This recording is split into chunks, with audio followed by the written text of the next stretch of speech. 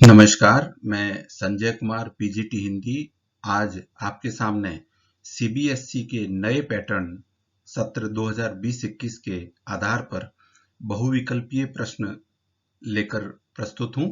आज का हमारा पाठ है पाठ 3 कविता के बहाने, जिसके कवि हैं कुंवर नारायण, और यह कक्षा 12 हिंदी केंद्रित की पाठ्य पुस्तक आरोह भाग 2 में संकलित है।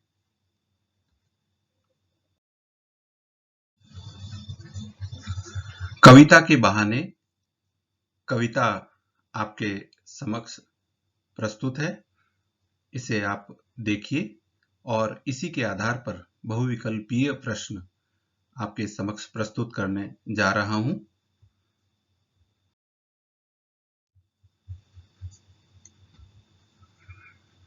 प्रश्न 1। कविता के बहाने कविता के कवि हैं क हरिवंशराय बच्चन, ख आलोक धनवा, ग कुंवर नारायण, घ रघुवीर सहाय। और इसका सही उत्तर है कुंवर नारायण। प्रश्न 2। कविता के बहाने किस काव्य संग्रह से ली गई है, यानी यह कविता किस काव्य संग्रह में संकलित है। इसके विकल्प हैं क चक्रव्यूह, ख कोई दूसरा नहीं, ग अपने सामने, घ इन दिनों। और इसका सही उत्तर है घ इन दिनों। प्रश्न 3। कविता के बहाने कविता हमें अवसर देती है। इसके विकल्प हैं क कविता की अपार संभावनाओं को टटोलने का, ख कविता की कमियों को ढूंढने का, ग कविता की जटिलता का, घ कविता के बढ़ते प्रभाव को जानने का। और इसका सही उत्तर है क कविता की अपार संभावनाओं को टटोलने का।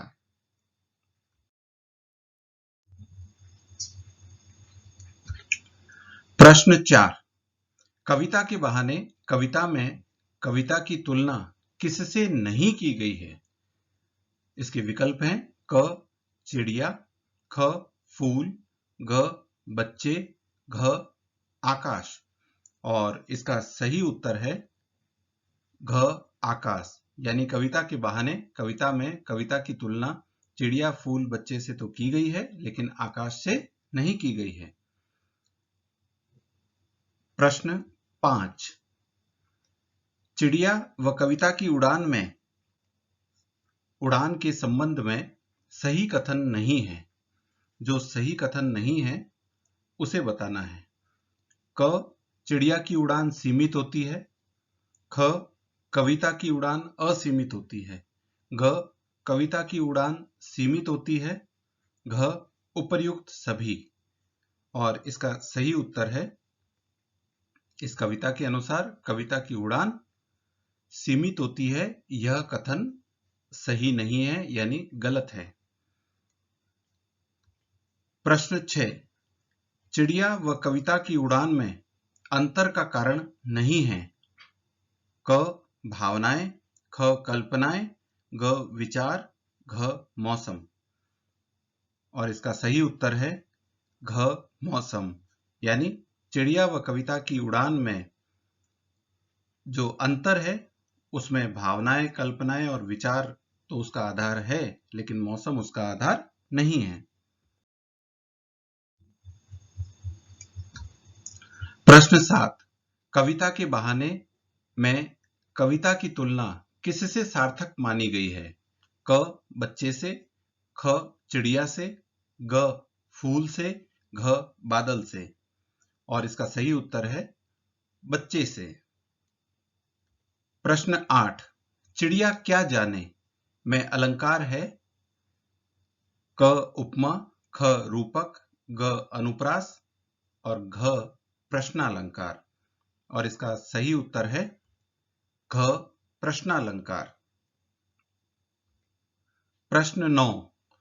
कविता के पंख में अलंकार है। क उपमा, ख रूपक, ग अनुप्रास, घ प्रश्नालंकार।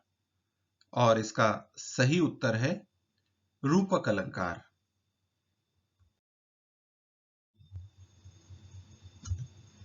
प्रश्न 10। कविता के पंख प्रतीक हैं। क कवि के शब्दों का, ख कवि की रचनाओं का, ग कवि की कल्पना का, ख चिड़िया का। और इसका सही उत्तर है कवि की कल्पना का, यानी कविता के पंख जो है वो कवि की कल्पना का प्रतीक है। प्रश्न 11। कविता व फूल के खिलने के संबंध में गलत कथन है। आपको कविता और फूल के खिलने के संबंध में गलत कथन छांटना है।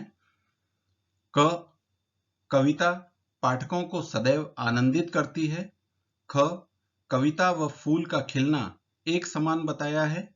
ग फूल थोड़े समय तक खिलकर मुरझा जाता है। घ कविता के खिलने की बराबरी फूल नहीं कर सकता। और इसका सही उत्तर है कि कविता व फूल का खिलना एक समान बताया गया है। यह कथन गलत है। इसका तात्पर्य यह है कि कविता पाठकों को सदैव आनंदित करती है, फूल थोड़े समय तक खिलकर मुरझा जाता है और कविता के खिलने की बराबरी फूल नहीं कर सकता। ये कथन सही है, केवल ख वाला कथन गलत है।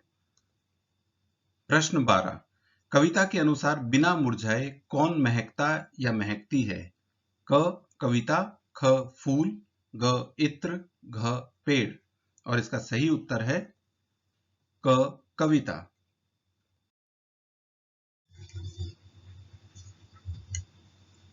प्रश्न 13।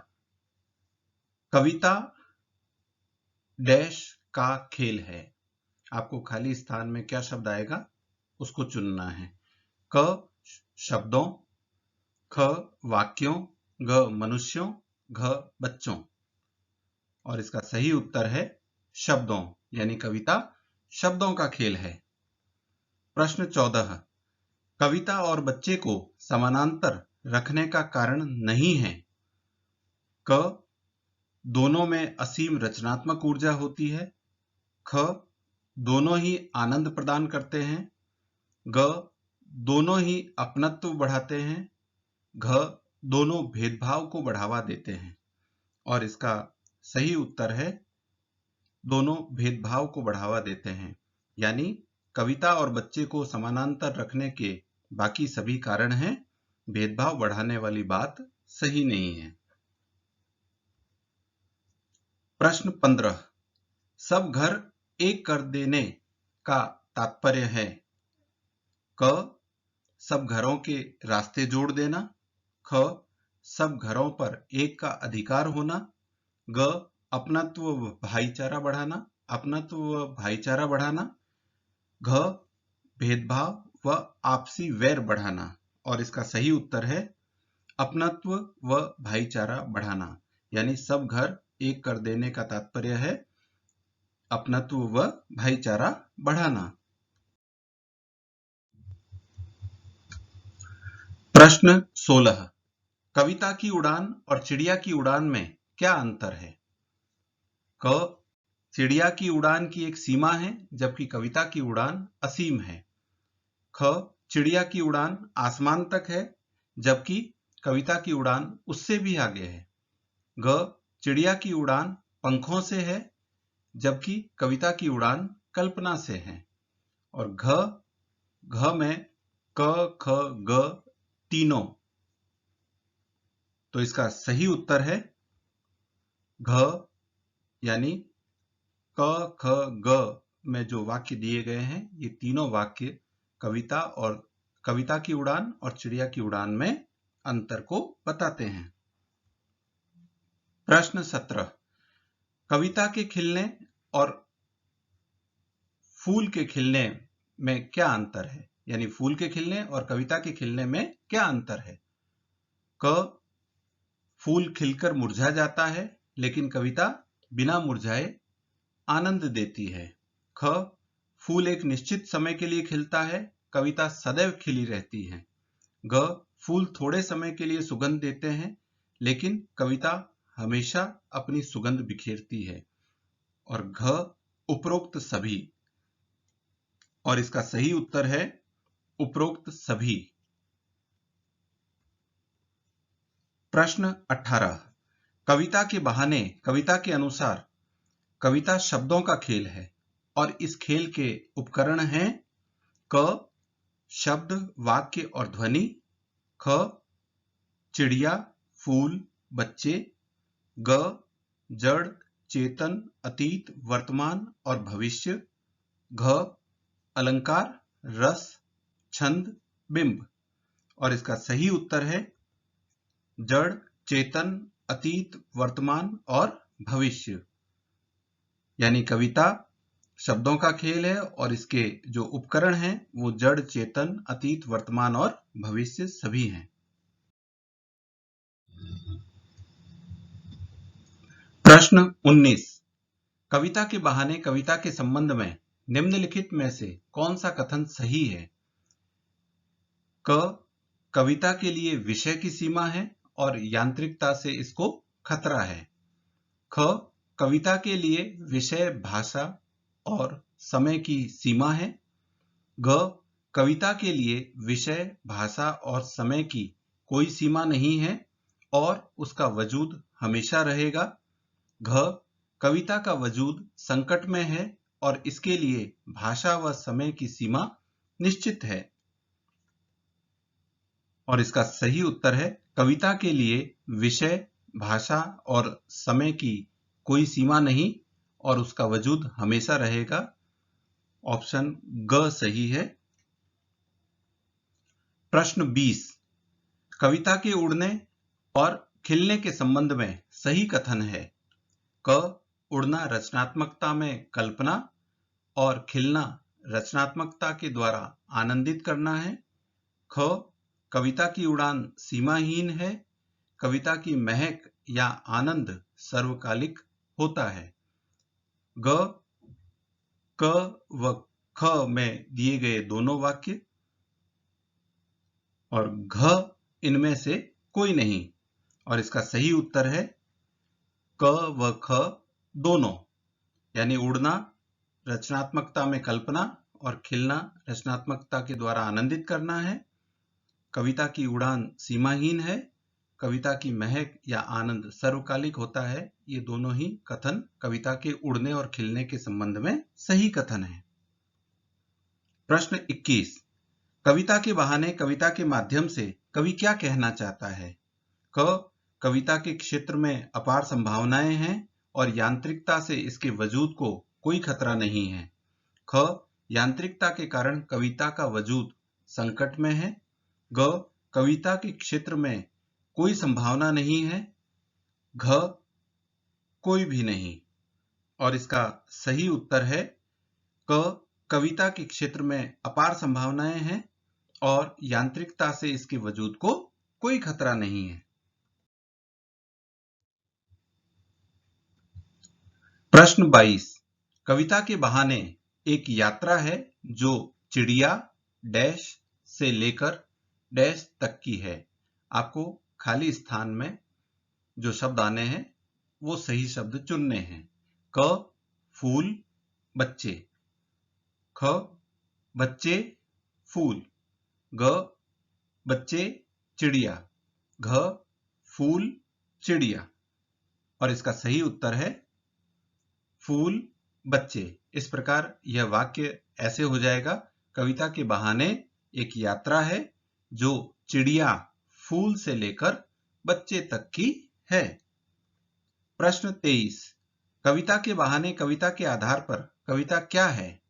क एक उड़ान, ख एक खिलना, ग एक खेल और घ उपर्युक्त सभी। और इसका सही उत्तर है उपर्युक्त सभी। प्रश्न 24, कविता के बहाने कविता में किसकी महत्ता बताई गई है? क यांत्रिकता की, ख भौतिकता की, ग सृजन क्षमता की, घ बाल चेष्टाओं की। और इसका सही उत्तर है ग सृजन क्षमता की।